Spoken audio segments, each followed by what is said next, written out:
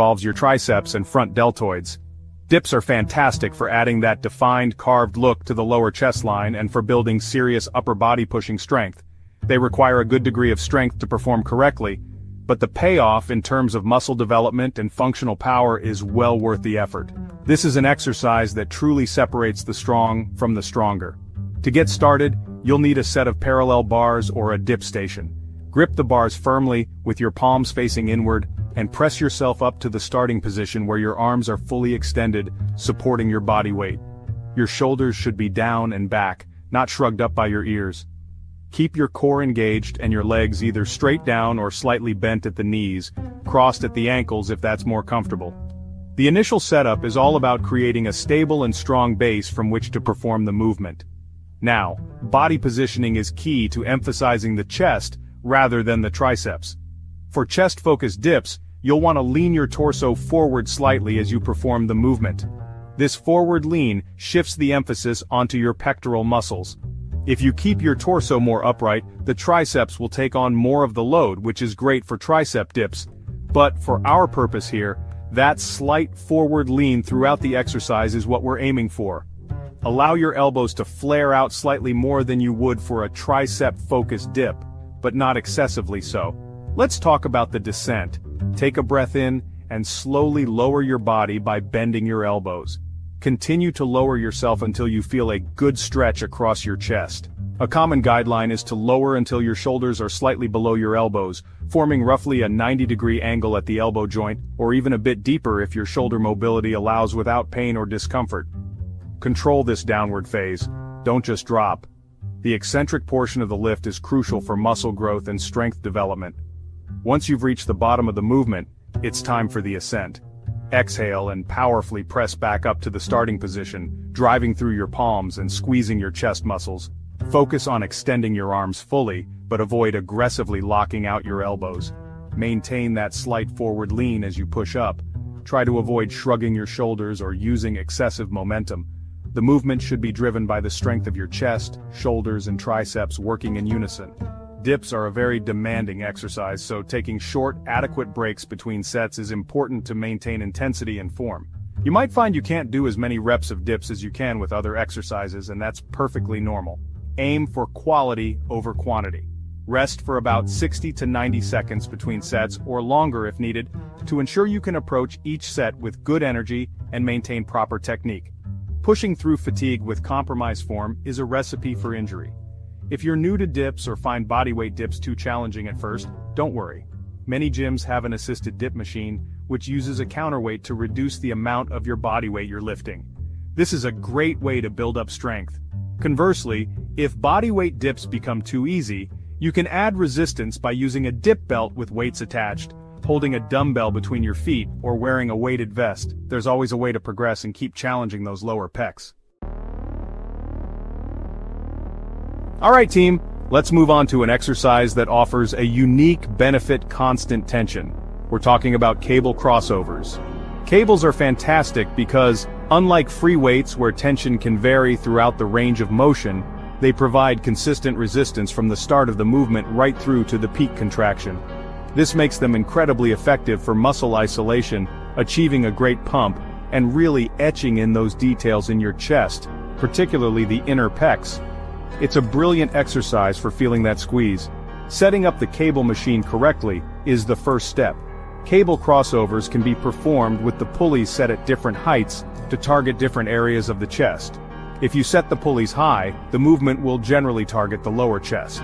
If you set them low, you'll emphasize the upper chest. For a good all-around mid-chest focus, you can set them at shoulder height or slightly above. For this demonstration, let's focus on a high pulley setup, which is excellent for sweeping down and across the body to really engage those lower and inner pec fibers. Once your pulleys are set high, select an appropriate weight on each stack. Grab the D handles, one in each hand. Take a step or two forward from the machine, creating initial tension on the cables.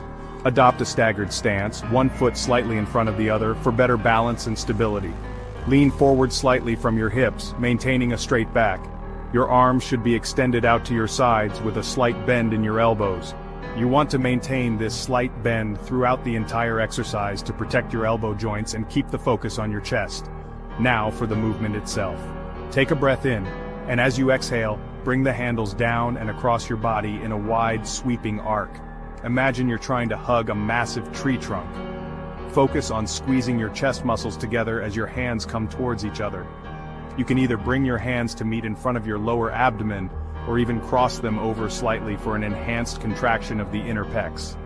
The peak contraction is where the magic happens with this exercise, so really concentrate on that squeeze. Controlling the eccentric phase, the return to the starting position, is just as crucial as the pull. Don't just let the weights snap back. Inhale and slowly allow your arms to return to the starting position along the same arc, resisting the pull of the cables. Maintain tension on your chest muscles throughout this entire phase. This controlled negative is fantastic for stimulating muscle growth. The constant tension from the cables means your muscles are working hard on the way out as well as on the way in. It's important to use a weight that challenges you, but allows you to maintain perfect form and control. If the weight is too heavy, you'll likely start using momentum, leaning too far forward, or bending your arms excessively, which takes the emphasis off your chest and can lead to injury. Remember, cable crossovers are an isolation exercise, designed to target the pecs specifically.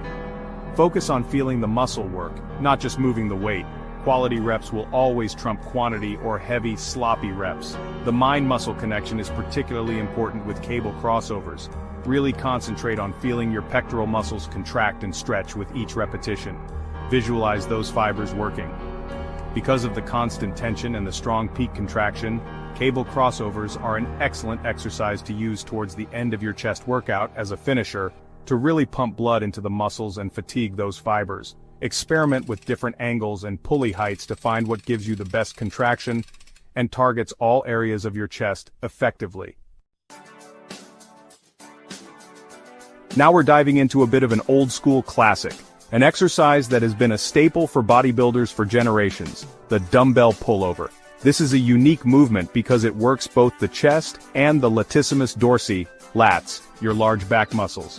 There's long been a belief, particularly in old-school bodybuilding circles, that pullovers can help expand the rib cage, especially when performed by younger lifters. While the science on rib cage expansion is debated, there's no denying the pullover's effectiveness in stretching the torso and working the pecs and lats simultaneously for overall upper body thickness. There are a couple of ways to set up for the dumbbell pullover. The traditional method is to lie perpendicular across the bench, with only your upper back and shoulders supported on the surface. Your feet should be flat on the floor, wider than shoulder width for stability, and your hips kept lower than the bench. Alternatively, you can lie along the bench, as you would for a press. For this exercise, you'll use a single dumbbell, held with both hands. You can either interlock your fingers around the handle, diamond grip, or cup the top end of the dumbbell with your palms pressing against the underside of the top plate. Let's focus on the movement, starting with the lowering phase. With the dumbbell held securely straight above your chest with both hands, take a deep breath in. Keeping a slight soft bend in your elbows throughout the movement, slowly lower the dumbbell in an arc back over your head, towards the floor. Focus on feeling a deep stretch across your chest, through your lats, and even your serratus anterior muscles along your rib cage. Control this eccentric portion carefully, don't just let the weight drop. The stretch is a key component of this exercise. Once you've lowered the dumbbell as far as your mobility comfortably allows without pain, it's time to bring it back up, the raising phase. Exhale and using your chest and lat muscles, pull the dumbbell back up along the same arc to the starting position directly over your chest. Focus on initiating the movement by contracting your pecs and lats, rather than just using your arms. Squeeze at the top for a moment to maximize muscle engagement. The mind-muscle connection is vital here to ensure you're targeting the intended muscles.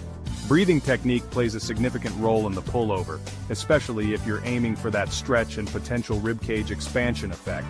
Take a deep, full breath as you lower the dumbbell, really trying to expand your chest and rib cage. Exhale forcefully as you bring the dumbbell back up over your chest. Maintain a controlled tempo throughout. This isn't an exercise to be rushed.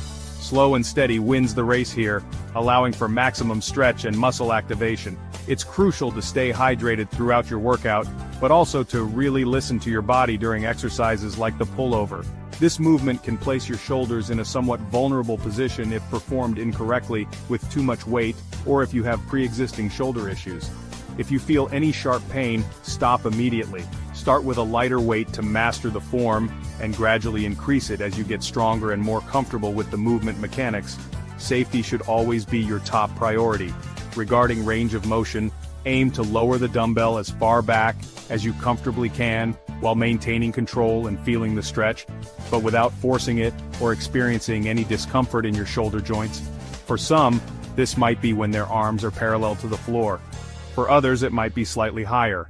Focus on the quality of the stretch and the contraction, rather than just trying to achieve an extreme range of motion. The dumbbell pullover, when done correctly, is a fantastic addition for overall torso development and a great way to hit your muscles from a unique angle. And for our final exercise, we're going to hit the pec deck machine. This is a fantastic isolation movement, perfect for finishing off your chest workout. The primary purpose of the pec deck, also known as a machine fly, is to really focus on the adduction function of the pectoral muscles. That's the movement of bringing your arms towards the midline of your body. It provides a great way to get a deep squeeze and a serious pump, ensuring you've thoroughly fatigued those chest fibers before you call it a day. It's all about that final polish. Proper machine setup is key to getting the most out of the pec deck and ensuring you're doing it safely. First, adjust the seat height. You want the handles or arm pads to be roughly at mid-chest level when you're seated. If the seat is too low, you might put undue stress on your shoulders. If it's too high, you might not effectively target the chest. Once the seat is adjusted, sit down with your back pressed firmly against the back pad. Maintain this contact throughout the exercise to provide stability and support for your spine. Next, consider your hand and arm placement. Most pec deck machines have either handles that you grip, or pads that you press your forearms and elbows against. If you're using a machine with handles, grip them firmly, and ensure there's a slight bend in your elbows, similar to a dumbbell fly. If your machine has forearm pads, press the insides of your forearms and elbows against them. Your upper arms should be roughly parallel to the floor, or angled slightly downwards. Experiment to find the position that allows you to feel the best contraction in your chest. Now let's get into the movement. Take a breath in, and as you exhale, slowly squeeze the handles or arm pads together in a controlled motion. Focus intently on contracting your pectoral muscles to bring the arms together. Imagine you're trying to touch your elbows or hands together in front of your chest. Hold the peak contraction for a second or two to really maximize that muscle activation and feel the burn in your inner chest. This squeeze is the most important part of the exercise. The return phase is just as important. Don't just let the weight stack crash back down. Inhale and slowly allow your arms to return to the starting position, resisting the pull of the weight. Maintain tension on your chest muscles throughout this eccentric phase. Control the movement all the way back until you feel a good stretch across your pecs, but avoid overstretching or letting the weight stack touch down between reps, as this releases the tension. The goal is continuous tension for maximum muscle fatigue. After your final set on the pec deck, and indeed after this entire grueling chest workout, it's absolutely crucial to cool down. Don't just walk away from the gym floor. Take 5 to 10 minutes to perform some static stretches, holding each stretch for 20 to 30 seconds. Focus on stretching your chest, shoulders, and triceps. This can help improve flexibility, reduce muscle soreness, DOMS, and kickstart the recovery process. Think of it as an investment in your next workout.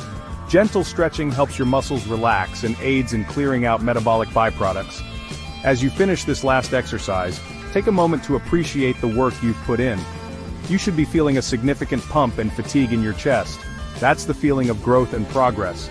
Remember, building a massive chest, or achieving any fitness goal, is a marathon, not a sprint. Consistency with your training, proper nutrition, and adequate rest are the pillars of success. Keep showing up, keep pushing yourself safely, and the results will follow.